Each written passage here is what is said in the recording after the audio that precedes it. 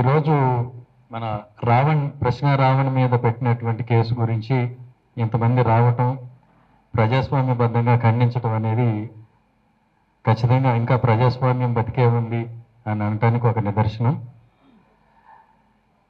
ఈ రావణ్ గారి case remand report అది నేను చూశాను. రిమాండ్ రిపోర్ట్ చూసిన తర్వాత దీంట్లో అసలు అట్రాక్ట్ అయ్యే పనులు ఈ అబ్బాయి ఏం చేశాడు, ఎందుకు కేసు పెట్టారు, ఒకవేళ నిజం ఉందా అని చెప్పి, ఎందుకంటే నిజాలు తెలుసుకోకుండా మాట్లాడకూడదు కాబట్టి నేను అది చదవడం జరిగింది. దానిలో అంటే మీకు ఒక ఉదాహరణ చెప్తాను. దానిలో వాళ్ళు రాసిన రిమాండ్ రిపోర్ట్ ఎలా ఉంది అని అంటే, ఒక వ్యక్తి బాల్కనీలో నుంచుని ఉన్నాడు పైన 1వ ఫ్లోర్లో. అతని దగ్గర ఒక బకెట్ ఉంది, ఒక మగ్గు ఉంది. కింద నడిచెళ్ళే ప్రతివాడు తడిచిపోతున్నాడు. అంటే ఏమవుతుందండి? ఏం చేస్తున్నాడు ఆయన? ఏం చేస్తున్నాడు? నీళ్లు పోస్తున్నాడు అని మేజిస్ట్రేట్ గారు నమ్మారు. కానీ పోలీసులు చెప్పింది ఏంటంటే, ఆ రోజు విజయవాడలో వర్షం పడుతుంది, ఆ బకెట్లో నీళ్లు లేవు. ఆ అబ్బాయి వర్షం పడుతుంది, బకెట్ నిండుద్దామని బకెట్ అక్కడ పెట్టుకున్నాడు. కానీ పోలీసులు రాసింది కూడా అట్లనే ఉంది అందులో. దాన్ని మేజిస్ట్రేట్ గారు నమ్మారు దురదృష్టవశాత్తు. దానిలో వాళ్ళు రాసింది ఏమిటి, మొత్తం అంతా 10 సార్లు చదివితే యుద్ధం జరుగుతూ ఉంటుంది అని అన్నాడు. అది అయిపోద్ది మీరు ప్రింట్అవుట్ తెచ్చేసరికి. ఓకే, యుద్ధం జరుగుతూ ఉంటుంది అని అన్నాడు, యుద్ధం జరుగుతూ ఉంటుంది అని అన్నాడు అని 4 సార్లు రాశారు.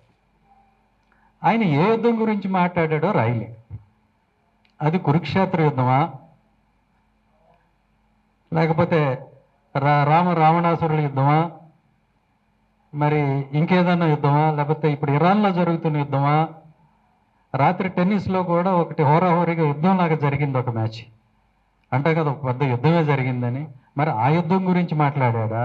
యుద్ధం అన్న మాట వాడాడు అనగానే ఇదే నేరం, ఆయన ఎక్కడన్నా భారతదేశం మీద యుద్ధం జరగాలి అని ఎక్కడన్నా అన్నాడా అని చూస్తే ఎక్కడా కూడా రిమాండ్ రిపోర్ట్లో అది లేదు. పోనీ భారత ప్రభుత్వం మీద యుద్ధం చేయాలని అని ఎక్కడన్నా అన్నాడా అంటే అది కూడా లేదు. అందరూ ఆయుధాలు పట్టాలి, అప్పుడు కానీ ఈ సమస్యకి పరిష్కారం దొరకదు అని అతను ఏమన్నా అన్నాడా? అది కూడా లేదు రిమాండ్ రిపోర్ట్లో. మరి అతను ఏ రకంగా రెచ్చగొట్టాడు అనేది మరి ఆ రిపోర్ట్ రాసిన పోలీసు వారికి అర్థం కావాలి, ఆ రిమాండ్ ఇచ్చిన మెజిస్ట్రేట్ గారికి అర్థం కావాలి తప్ప మామూలు మనుషులకి అయితే అర్థమయ్యే పరిస్థితి అందులో ఏమీ లేదు. అందులో అతను హైలైట్ చేసింది ఇదే, పదే యుద్ధం జరుగుతుంది. ఆ వీడియో అంతా నాకు అర్థమైంది ఏంటంటే, అతను హిస్టారికల్గా జరుగుతున్న దోపిడీ, శ్రమ దోపిడీ, దాని మీద జరిగిన తిరుగుబాట్ల గురించి మాట్లాడుతూ హిద్మా అనే ఒక వ్యక్తి గురించి, ఒక నాయకుడి గురించి మాట్లాడాడు. యుద్ధం జరుగుతూనే ఉంటుంది, అంటే ఈ దోపిడీ ఉన్నంత వరకు తిరుగుబాటు జరుగుతుంది, ఇట్లా హిద్మాలు మరణిస్తారని చెప్పి అతను మాట్లాడాడు. అంతే తప్ప అందరూ హిద్మాలాగా మారాలి అని రావణ్ చెప్పలా. హిద్మా మార్గమే ఈరోజు భారతదేశానికి శరణ్యం అని అతనేం అనలా. అంటే అప్పుడు మీరు అన్నట్టు యుద్ధం ప్రకటించినట్టు అవుతుంది. హిద్మా ఆయన చనిపోయాడు, యుద్ధం చేశాడు అని అంటే దాన్ని సమర్థించడమా? ఇప్పుడు ఇరాన్లో యుద్ధం జరుగుతుంది అని అంటే మనం ఇరాన్ని సమర్థించినట్ట? ఆయన జరుగుతున్న దాన్ని చెప్పాడు అంతే, దాన్ని ఏమీ సమర్థించలేదు, వ్యతిరేకించలేదు. ఇలా ఉంది కాబట్టి ఇలా వచ్చింది అని. అలా అనుకుంటే నేను కూడా నా కథల గురించి రాసినప్పుడు ముందు మాటలో స్పష్టంగా రాశాను. ఈరోజు దేశంలో ఏం జరుగుతుంది, ఎక్కడైనా పొరపాటున ఏ ఖనిజమో పడింది అని అంటే, విలువైంది ఏదన్నా కనుక్కున్నారు అని అంటే ఇంకా అక్కడున్న ప్రజలకు మూడిందనమాట, అక్కడున్న ట్రైబల్స్కి మూడిందనమాట.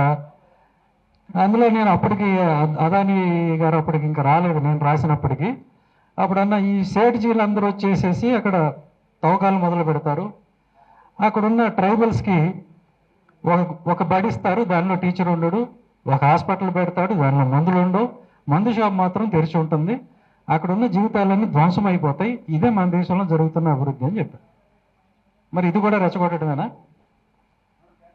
కాబట్టి నేనేం చెప్పానంటే, ఈ దేశం పుట్టక ముందే అక్కడ ఆదివాసీ ఉన్నాడు, ఈ దేశం తర్వాత ఏర్పడింది, నీ చట్టాల తర్వాత ఏర్పడింది, కాబట్టి ఆదివాసీని కదిపే హక్కు లేదు అని నేను రాశాను. అంటే మరి అది కూడా దేని కిందకే వస్తుందా? నా అభిప్రాయం నేను రాశాను.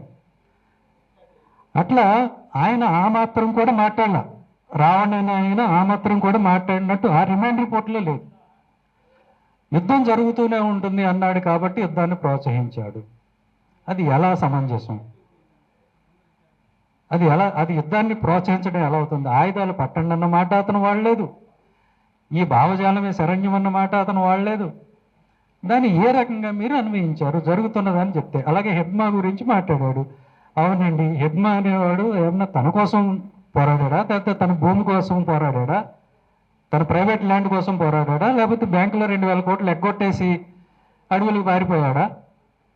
ఏం తప్పు చేశాడు అతను?